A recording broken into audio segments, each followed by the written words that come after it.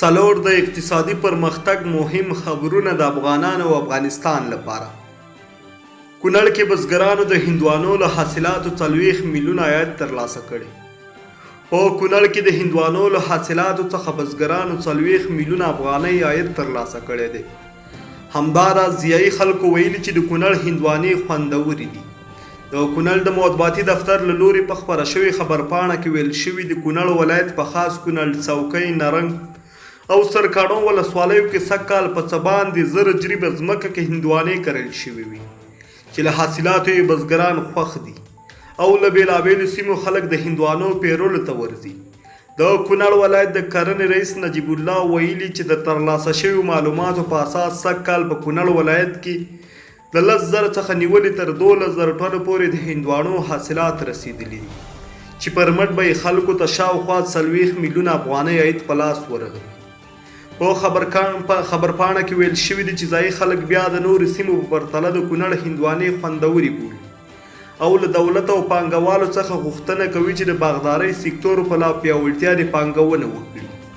په کونړ کې د کرنیز سکتور د میکانیزه کېدو د هڅو په پایله کې د خلکو پام باغدارۍ ته اوښتي چې د نارنج، لیمو، مالټې، زردالو او لوتو ترڅنګ د چارمغزو او شفتالانو په باغونو میلیونونه افغانۍ پانګونه شوې. د یادولو وړ ده چې سږ کال د افغانستان په ډېرو ولایتونو کې د تازه میوو حاصلات د نورو کلونو په پرتله څو چنده زیات شوي دي. هندوانې همداراز بیا په فراه ولایت کې هم زیاتې شوي دي او په ننګرهار ولایت کې هم هندوانو سږ کال زیات حاصلات ورکړي. همداراز مکنی توت هم په یو شمېر ولایتونو کې څو چنده زیات حاصلات ورکړي دي او د بلخ په ګډون په ډېرو ولایتونو کې د بېلابېلو میوو حاصلات څو چنده زیات شوي دي. د 5 لوی ښارونو د انکشاف ستراتیژي جوړنځول لوی ښارونو یعنی هرات، جلال آباد، کندهار، مزار شریف او خوست د ستراتیژیک انکشاف چوکاټ طرح او د 5 لوی ښارونو لپاره د ستراتیژیک انکشاف چوکاټ د تطبیق طرح پرون د اوبو، ځمکو او ښاري پراختیا عالي شورا په غونډه کې تایید شوي. له ولسمشرۍ ماڼۍ څخه په خپره شوي راپور کې ویل شوي چې 13 ورځ د ولسمشر غني په مصري په یاده غونډه کې د دغې ستراتیژۍ پر طرح بحث شوی او پر نصیب کې تایید شوی ده. دغه ستراتیژي کې د ساساکي په نوم کمپنۍ جوړه کړي او موخه یې په یادو لویو ښارونو کې د انکشاف لپاره د مهمو نقطو په نښه کول دي. په دې طرحو کې د ښارونو لرغوني سیمو او د اوسېدو سیمو، سوداګریزو سیمو، تحصیلي سیمو، د پانګونې سیمو او اقتصادي سیمو لپاره د پراختیا وړ نقطې مشخصې شوي. ولسمشر غني ویلي دغه طرحې د ورکشاپونو او کنفرانسونو له لارې له خلکو او پوهنتونونو سره شریکې شي تر څو په یوه ملي بحث بدل شي. په غوره ډول د دغو طرحو د تطبیق لپاره د ویډیو کنفرانس له لارې له والیانو سره غونډې جوړې شي.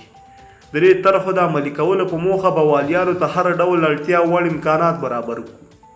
ولسمشر غني له ساساکي کمپنۍ څخه د مننې ترڅنګ ویلي دغه طرحې له موږ سره مرسته کوي چې په کومه سیمه کې پانګونه وکړو او په برخې ته لومړیتوب ورکړو او مخکې ولاړ شو. په هلمند کې د کپ او هیلیو د روزنې فارمونه مخ په ودې دي. د هلمند د کرنې اوبو لګولې او مالدارۍ ریاست وایي چې په دې ولایت کې د کپ او هیلیو د روزنې فارمونه ورځ تر بلې مخ په پراخېدو دي او په دې برخه کې د خلکو لیوالتیا ډېرېږي.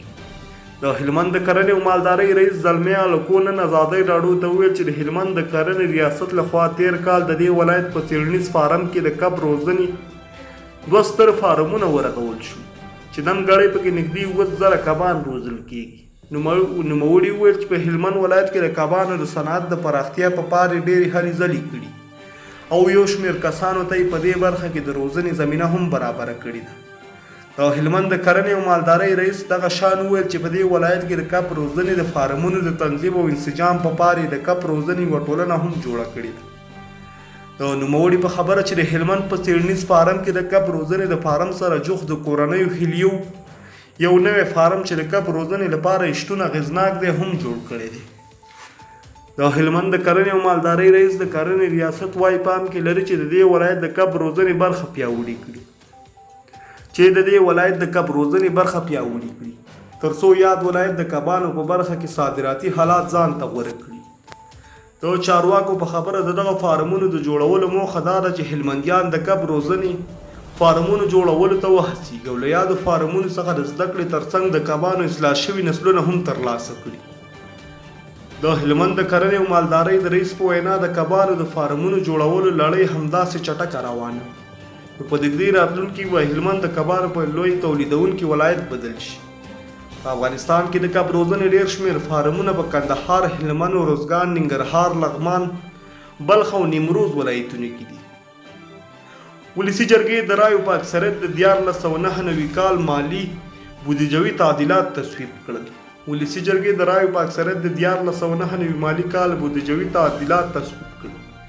ولسي جرګې د رایو په اکثریت سره نن د چنګاښ میاشتې په 11مه نیټه د 1499 مالي کال بودیجوي تعدیلات تصویب کړل. د مالی سرپرست وزیر عبدالهادي ارغندیوال له ولسي جرګې مننه کړې چې روان بیړني حالات ته په کتو سره یې بودیجوي تعدیلات تصویب کړل چې د دې تعدیلاتو له تصویب سره حکومت کولی شي د کورونا وایرس خپرېدو له امله اوسنیو ستونزو ته په سمه توګه رسېدنه وکړي.